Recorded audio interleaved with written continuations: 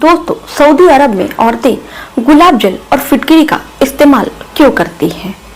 ये सवाल समीर के जहन में बार बार आ रहा था जब उसकी मालकिन उससे कहती है कि फिटकरी और गुलाब जल ले आओ, और फिर उससे कहती हैं इसका जिक्र तुम अपने मालिक के सामने मत करना।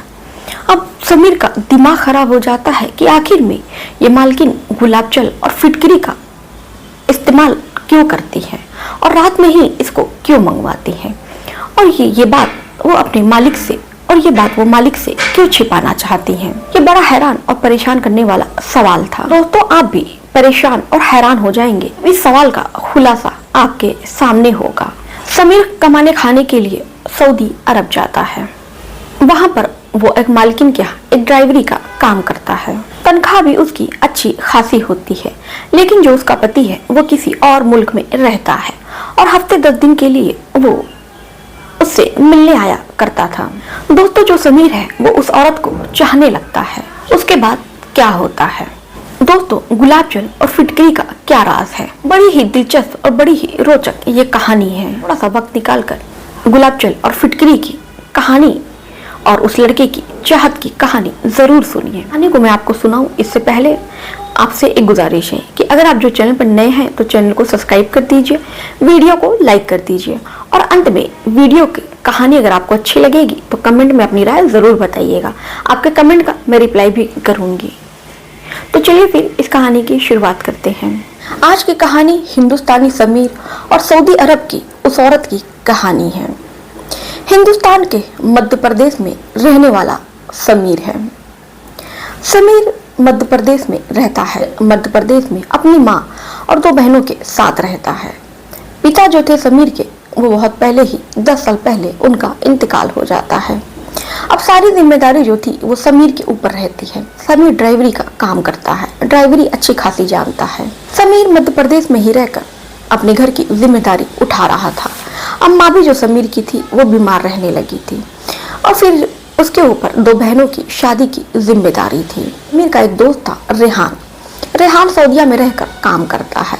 अब वो रेहान को फोन करता है और कहता है कि यार, मैं बहुत ज्यादा परेशान हूँ। तुम्हें तो पता है यार, पापा का इंतकाल हो चुका है, ऐसे में घर की सारी जिम्मेदारी मुझ पर ही है।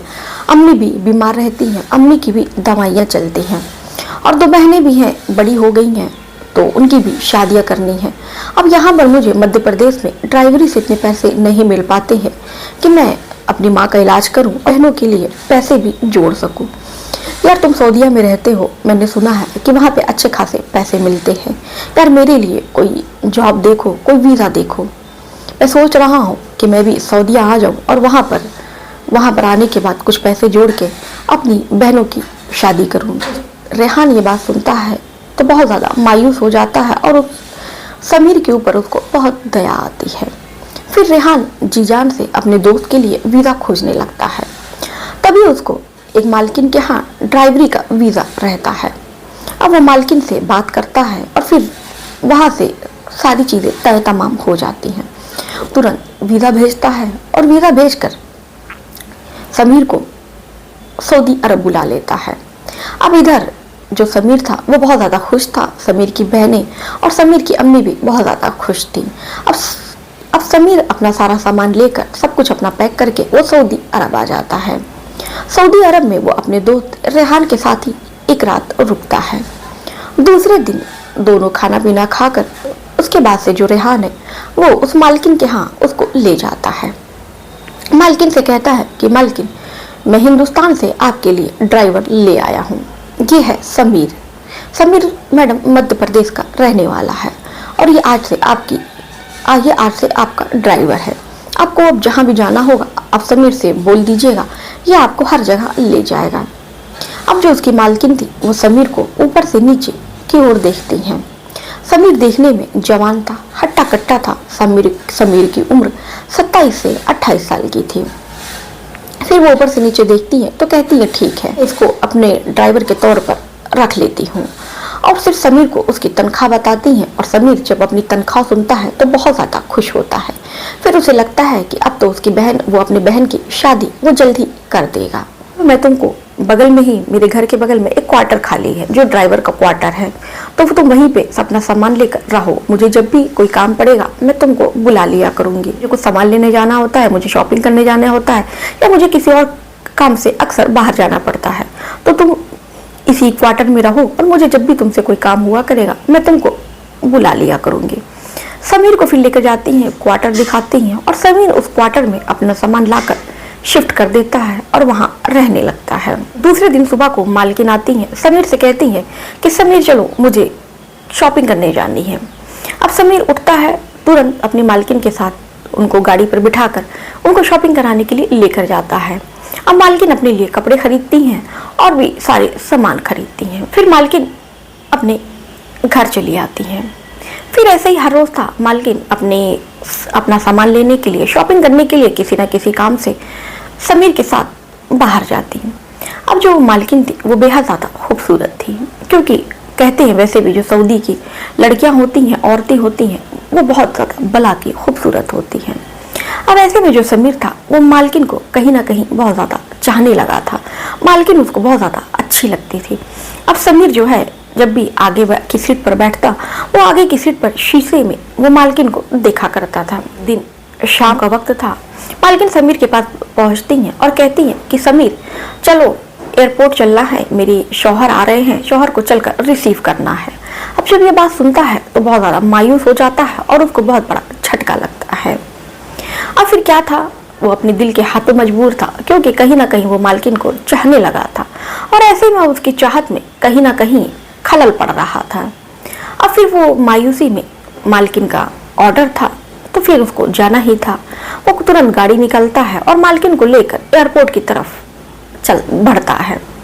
एयरपोर्ट जब वो पहुंचता है तब वो उनके पति से मिलता है और देखता है तो उसको दूसरा झटका लगता है। दरअसल जो मालकिन का आदमी था वो बहुत ज़्यादा बुढ़ा था और उसकी उम्र थी 60 से 65 साल की, और वो जो महिला थी वो उसकी आधी उम्र से भी कम की थी, यानी कि जो महिला की उम्र थी वो 27 से 28 साल की थी, यानी कि समीर की हम उम्र की वो महिला थी। जब ये बात समीर देखता है तो वो सोचता है कि आखिर में इस मैडम ने इसमें ऐसा क्या देखा कि इसने इससे शादी की। अब ये जो सवाल है, फिर दोनों गाड़ी पर बैठते हैं और फिर जो समीर है उन दोनों को उनके घर छोड़ने के लिए लेकर जाता है। और फिर जो आदमी था वो अपनी औरत का हाथ पकड़ता है और उसको अपनी बाहों में लेता है। वो कहता है कि डार्लिंग, मैं तुम्हें बहुत मिस करता हूँ, तुमको बहुत याद करता हूँ, लेकिन मैं क्या करूँ, मेरा काम ही ऐसा है कि मुझे वक्त ही नहीं मिल पाता है। लेकिन कोई बात नहीं, मैं अब जितने भी दिन यहाँ पर हूँ, हफ्ते 10 दिन के लिए मैं कोई काम नहीं करूँगा, मैं केवल आपके साथ रहूँगा और आपको भी 10 दिन तक कोई काम नहीं करना है, ना मैं कोई काम करने दूंगा। आप मेरे साथ 10 दिन बिल्कुल मेरे साथ रहेंगे, 1 सेकंड के लिए आप मेरी आंखों से ओझल नहीं होंगी। वो औरत भी हंसती है, कहती है बिल्कुल। उसको यहाँ वहाँ वो छूता, कभी उसका गाल सहलाता, कभी उसके बाहों में अपना हाथ डालता, इधर उधर उसको हाथ लगाता। अभी जो समीर है उसको देखकर बहुत ज़्यादा गुस्सा आ रहा था, मन कर रहा था कि वो बुढ़े का खून कर दे, लेकिन उसने सुन रखा था कि जो सऊदिया का कानून है वो बहुत ज़्यादा सख्त कानून है, यानी कि मौत के बदले मौत की सज़ा है। मेरी ये सब बातें सहकर, अपने दिल में ही रखकर, वो किसी तरह कैसे करके ये सब बातें बर्दाश्त करके वो उस महिला को और उस आदमी को उसके घर छोड़ देता है और अपने क्वार्टर पर आ जाता है। क्वार्टर पर आने के बाद वो खाना खाता है और खाना खाने के बाद वो सोने चला जाता है। जब वो सो रहा था तो उसको फिर क्या था कि उसको नींद नहीं आती है और उसके जहन में ये सब जो ख्याल थे बार बार आते रहते हैं कि आखिर में मैडम की क्या मजबूरी थी। मैडम की कोई मजबूरी रही होगी तभी ना मैडम ने उस बुढ़े से शादी की।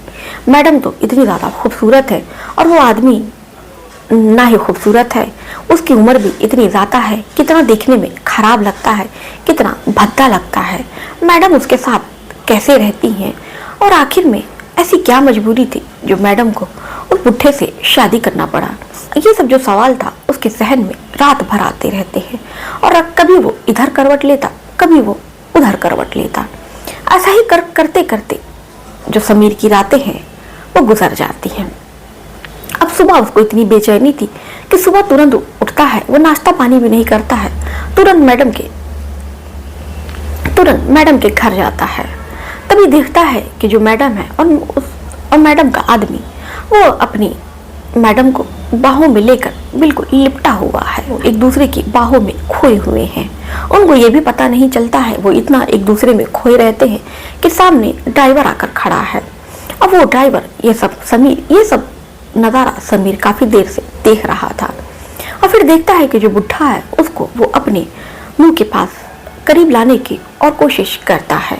अब इतने में जो समीर है उसको बड़ा अटपटा लगता है, खराब लगता है।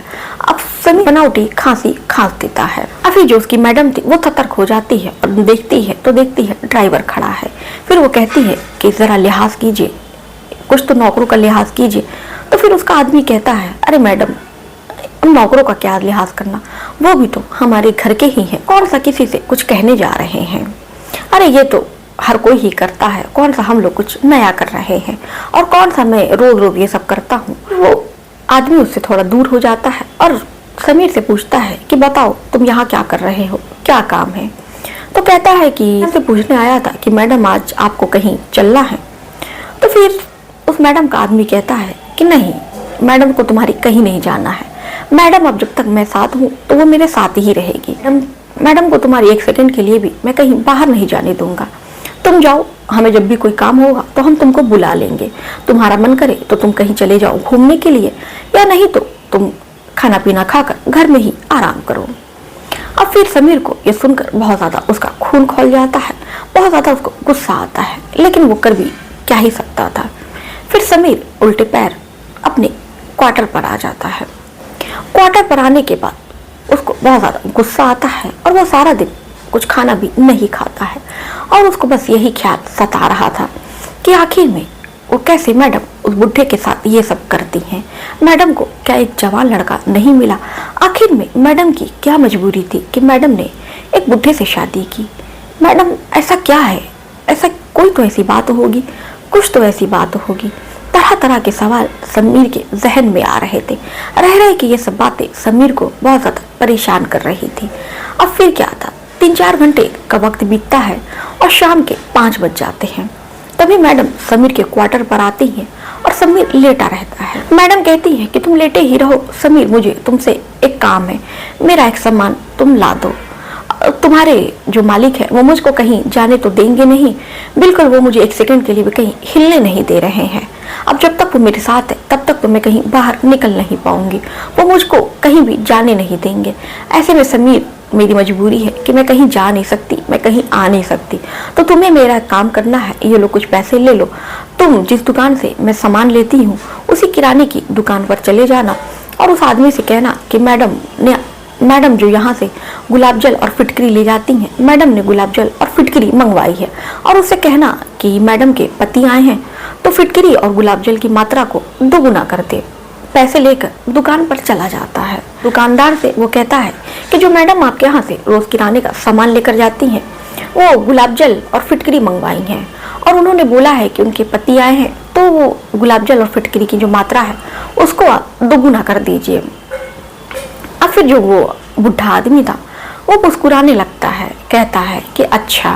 फिर वो उसको गुलाब जल और फिटकरी दे देता है और वो गुलाब जल और फिटकरी लेकर अपनी मालकिन के घर जाता है और उनको गुलाब जल और फिटकरी दे देता है। तभी मालकिन मेरे को फिर बुलाती है, कहती है 1 मिनट इधर आओ। देखो समीर, ये बात तुम मेरे पति के सामने कभी जाहिर मत होने देना। ये बात मेरे पति को नहीं पता चलनी चाहिए कि मैं तुमसे छिपकर मैं तुमसे गुलाब जल और फिटकरी मंगवाती हूँ, और ये बात सिर्फ हम दोनों के बीच में रहनी चाहिए। मेरे पति को ये बात नहीं मालूम पड़नी चाहिए कि मैं तुमसे गुलाब जल और फिटकरी मंगवाती हूँ। अब फिर जब ये बात समीर सुनता है तो उसका दिमाग फिर से एक बार खराब हो जाता है। अब फिर वो अपने क्वार्टर पर जाता है और ये सब बातें उसको बिल्कुल बहुत ज्यादा बेचैन और परेशान कर रही थी।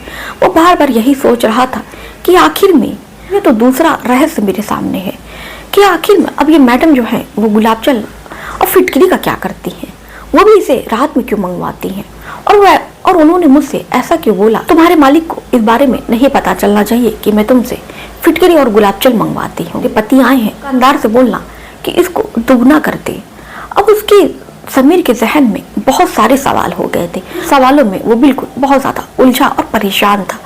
एक तो सवाल ये था कि आखिर में इतनी कम उम्र होने के बाद वो एक बुढ़े से उन्होंने शादी कैसे की, और दूसरा कि मैडम उस गुलाब जल और फिटकरी का क्या करती हैं।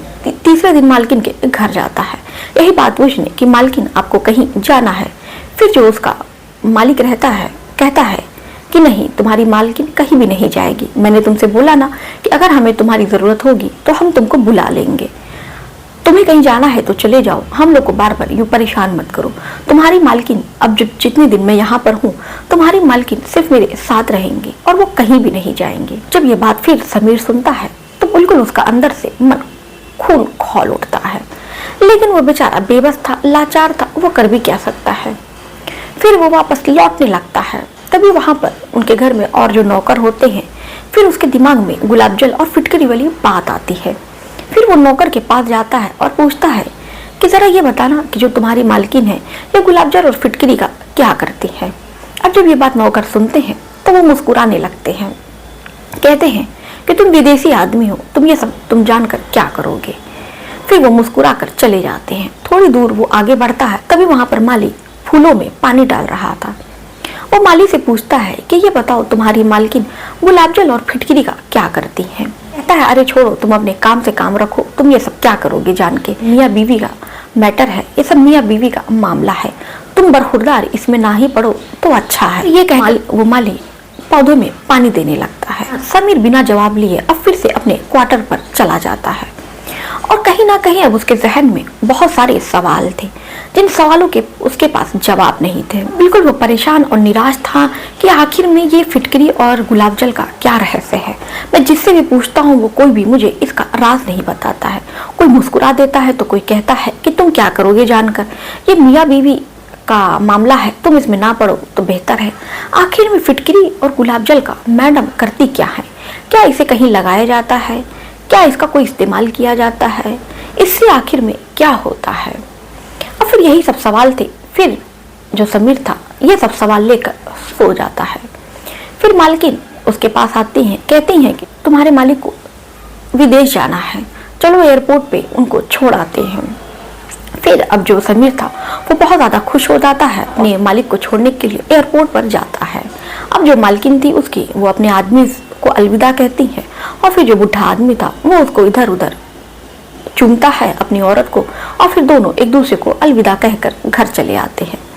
फिर मालकिन जो थी समीर से कहती है कि समीर मुझे शॉपिंग करने के लिए जाना है। फिर समीर गाड़ी निकालता है और मालकिन को अपनी शॉपिंग कराने के लिए ले जाता है। मालकिन समीर से पूछती है कि ये मेरे ऊपर कैसा लगेगा। समीर कहता है कि मैडम आपके ऊपर बहुत अच्छा लगेगा, आप तो इतनी ज्यादा खूबसूरत है कि आप कुछ भी पहनेंगी तो आपके ऊपर सभी अच्छा लगेगा। सारा सामान शॉपिंग करके खाना पीना खाकर फिर समीर से कहती हैं कि चलो तुम मुझे अब घर छोड़ दो। अब समीर मैडम को लेकर, मालकिन को लेकर घर जाने लगता है। तभी वो अब के जो मालकिन थी वो हमेशा पीछे बैठती थी, अब जो मालकिन थी वो समीर की आगे वाली फ्रंट सीट पर बैठ जाती हैं। फिर समीर कुछ देर आगे चलता है और फिर उसके बाद समीर मैडम से पूछता है कि मैडम मैं आपसे एक बात पूछूं, अब बुरा तो नहीं मानेंगी। मैडम कहती हैं कि बताओ क्या बात है, पूछो। फिर समीर कहता है कि मैडम आपकी उम्र बहुत ज़्यादा कम है और आपके शौहर की उम्र आपसे बहुत ज़्यादा है।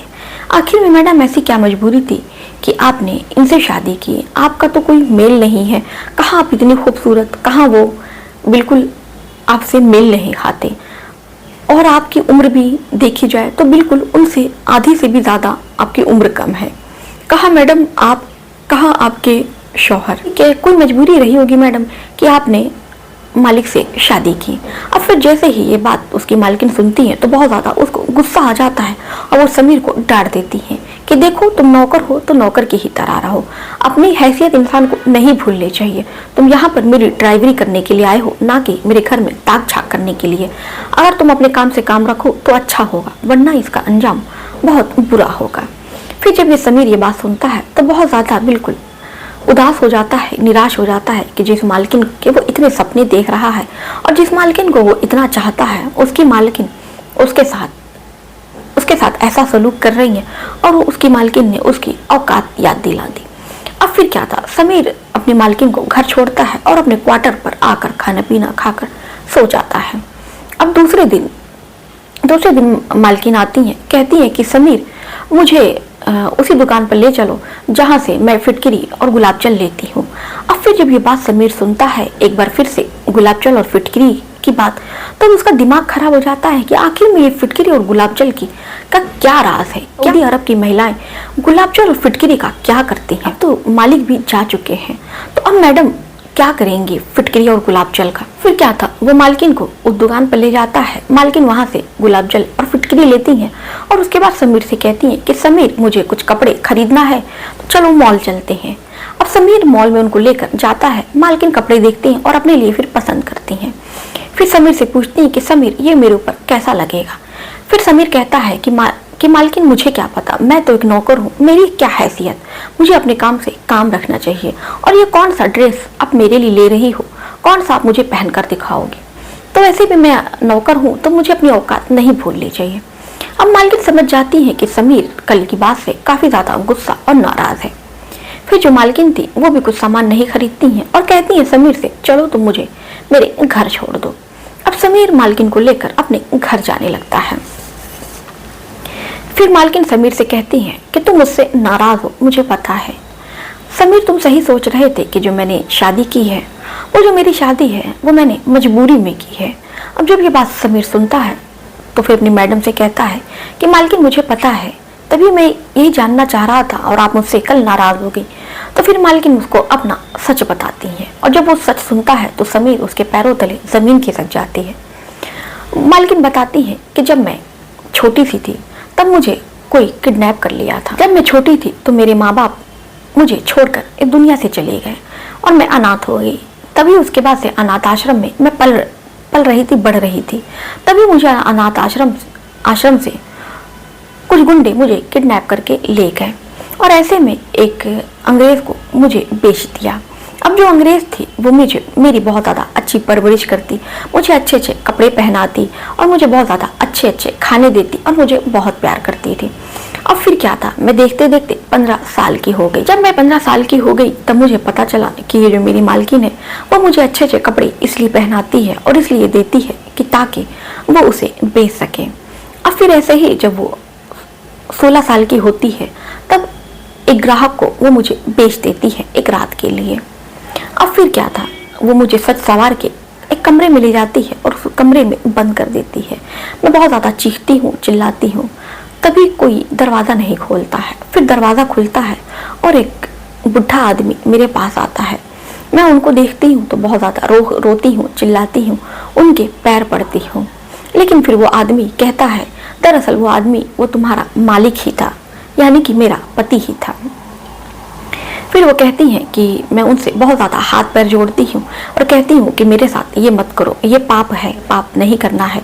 फिर वो आदमी कहता है कि देखो, मैंने तुम्हें एक रात के लिए हमारी मालकिन से तुमको खरीदा है, अब तुम एक रात के लिए मेरी हो और वैसे भी तुम तो वैश्यावृत्ति के धंधे में हो। अब तो तुम्हें हर रोज इसी तरह नए ग्राहक को खुश करना होगा। मैं तुम्हारा पहला ग्राहक हूँ और मैंने तुम्हारी मुंह बोली लगाई है, तुम्हें तुम्हारी माँ को मुंह बोली रकम दी है, तो मैं तुम्हारे साथ कुछ ना करूं, ऐसा कैसे हो सकता है? वो लड़की छोटी सी बहुत ज़्यादा उसे गिड़गिड़ाती है, बहुत ज़्यादा रोती है, कहती है कि ठीक है, अगर तुम्हें मेरे साथ कुछ करना ही है तो मेरी एक बात मान लो, मुझे हमेशा के लिए मेरी मालकिन से, हमेशा मेरी मुंह बोली माँ से तुम मुझे खरीद लो और मुझसे शादी कर लो। मैं हमेशा तुम्हारी दासी और गुलाम बन के रहूंगी। अब फिर ये आदमी वो सुनता है तो कहता है कि जब तुम बड़ी हो जाओगी तो हो सकता है कि तुम किसी और के साथ भाग जाओ, या फिर क्या भरोसा है कि तुम मेरी बनकर रहोगी? अभी तो तुम बच्ची हो, जब तुम बड़ी होगी तो हो सकता है कि तुम मेरे चंगुल से भाग जाओ। फिर वो लड़की कहती है कि मैं आपसे वादा करती हूँ और कसम खाती हूँ अपनी मरी हुई माँ बाप की कि मैं जिंदगी भर आपकी गुलामी करूंगी और आपको हमेशा खुश रखूंगी। बस आपको यही करना है कि आप मुझे अपनी पत्नी बना लीजिए। फिर उस आदमी को भी ये बात सही लगती है और वो उस बच्चे को उस मालकिन से खरीद लेता है मुंह बोली रकम देकर। उसके बाद से फिर वो आदमी उसको अपने घर पर लेकर आता है, लेकिन वो पहले से शादीशुदा था। उसकी पहली पत्नी जो थी वो उसको दूसरी पत्नी को रखने से मना कर देती है। अब आदमी फिर जो था उस महिला को कहता है कि चलो मैं तुमको जगह पर किसी और शहर में तुमको रख देता हूँ। अब फिर क्या था, वो आदमी उससे शादी करता है और शादी करने के बाद उस लड़की को किसी और शहर में उसका घर बसा देता है। अब ऐसे में वो लड़की धीरे धीरे बड़ी होती है और फिर 18 साल की हो जाती है। फिर वो जो आदमी था, फिर वो महीने में उससे हफ्ते 10 दिन के लिए मिलने आता और उसके साथ जो भी वो करना चाहता वो करता। और वो जो महिला थी और वो जो लड़की थी, वो जब भी वो उसका मालिक उससे मिलने आता, उसका पति उससे मिलने आता, उसके लिए नए नए कपड़े खरीदती, उसके लिए सजती संवरती और उसके लिए तैयार होती। समीर से कहती है कि समीर, मैं अपनी शादी से, अपने रिश्ते से खुश तो नहीं हूँ, लेकिन मैं उनका बहुत बड़ा मुझ पर एहसान है कि उन्होंने मुझे वैश्यावृत्ति से यहाँ तक लाया है और मुझे एक इज्जतदार जिंदगी दी है, अपनी पत्नी का दर्जा दिया है। क्या हुआ समीर, मैं एक बुढ़े की बीवी हूँ, कम से कम मैं उसकी बीवी हूँ। एक वैश्या कहलाने से तो अच्छा था कि मैं बीवी हूँ, भले ही चाहे मेरा मर्द जवान हो, बुढ़ा हो, लेकिन मैं हूँ तो उनकी बीवी ना। जो वैश्यावृत्ति में रहते हुए मैं कभी किसी की बीवी बनने का ख्वाब भी नहीं देख सकती थी। मुझे बहुत ज़्यादा डर लगता था, मैं बहुत ज़्यादा डरती थी कि हर कोई नए नए आदमी मेरे साथ में आएंगे, मुझे मारेंगे, कोई मुझे मेरे साथ ज़बरदस्ती करेगा, कोई मेरे साथ कैसा कैसा सलूक करेगा, कोई मुझे दरिंदों की तरह नोचेगा, मेरे जिस्म के साथ खेलेगा। और फिर जब ये बात समीर सुनता है तो समीर के पैरों तले ज़मीन खिसक जाती है और उसकी आंखों में आंसू आ जाते हैं। फिर मैडम कहती हैं कि समीर, मुझे पता है कि तुम मुझको चाहते हो। वो औरत की नज़र ही क्या कि जो मोहब्बत को भाप ना सके, लेकिन समीर, मैं ऐसा कुछ नहीं कर सकती, तुम मुझे अपने ख्यालों से निकाल दो। तुम्हारे लिए मेरा सोचना भी पाप है और मैं तुम्हारे बारे में ऐसा सोचना भी मेरे लिए पाप के समान है। मुझे पाप की भागीदारी मत बनाओ। मैं चाहे मेरे आदमी के साथ मैं भले खुश ना रहूं, भले मैं अपने शौहर के साथ खुश ना रहूं, लेकिन मैं अपनी वफादारी उनके साथ जिंदगी भर निभाऊंगी। क्यों नहीं? क्योंकि उन्होंने उस वक्त मेरा साथ दिया कि जब पूरी दुनिया मेरा साथ छोड़ चुकी थी। ऐसे में जो भी कुछ है वो मेरा शौहर ही मेरा सब कुछ है। मैं उनके लिए अच्छे जो ड्रेसेस खरीदती हूँ, उनके लिए सजती हूँ, संवरती हूँ और उन्हें खुश रखने के लिए भरपूर कोशिश करती हूँ। भले ही मैं खुश रहूँ ना रहूँ वो अलग बात है। अब फिर जब ये बात समीर सुनता है, उसकी आंखों से आंसू गिरने लगते हैं। वो मैडम से कहता है कि मैडम, आज से ये सब बात सुनने के बाद आज से जो आपकी इज्जत थी ना, वो मेरे लिए बहुत ज़्यादा बढ़ गई कि एक लड़की अपनी वफादारी को साबित करने के लिए क्या कुछ नहीं कर सकती है। आपकी जैसी लड़की तो वाकई इस दुनिया में ढूंढना बहुत ज़्यादा मुश्किल है। मालकिन, आज से जो मेरा प्यार है वो ख़त्म हो गया और आपके लिए बहुत ज़्यादा इज्जत मेरी नज़रों में और बढ़ गई है। वो बातें करने लगते हैं। फिर समीर कहता है कि मालकिन, अब तो बता दीजिए कि गुलाब जल और फिटकरी का क्या इस्तेमाल है, आप गुलाब जल और फिटकरी का क्या करती हैं। फिर मालकिन जो थी उसकी मैडम मुस्कुराती है और कहती है कि देखो, ये बात तुम किसी से बताना नहीं। दरअसल फिटकरी और गुलाब जल को मिलाकर चेहरे पर लगाया जाता है। जो सऊदी की औरतें होती हैं, तुमने देखा होगा कि उसके चेहरे पर न दाग होते हैं न धब्बे होते हैं और वो दिखने में बहुत ज़्यादा खूबसूरत लगती हैं। तो जो सऊदी अरब की औरतों की खूबसूरती का राज है वो यही फिटकरी और गुलाब जल होता है। तो फिर समीर कहता है कि मैडम, मुझको आप ये बात क्यों नहीं बताती थी। तो उसकी मैडम कहती है कि देखो, ये औरतों की खूबसूरती का राज है, तो जो होती हैं वो अपनी खूबसूरती का राज कभी किसी से नहीं बताती हैं। फिर समीर से कहती हैं कि देखो, ये बात तुम किसी से मत कहना। तो ये कहानी आपको कैसी लगी, आप हमें कमेंट बॉक्स में करके अपनी राय ज़रूर बताइएगा। तो चलिए फिर मिलते हैं किसी और कहानी के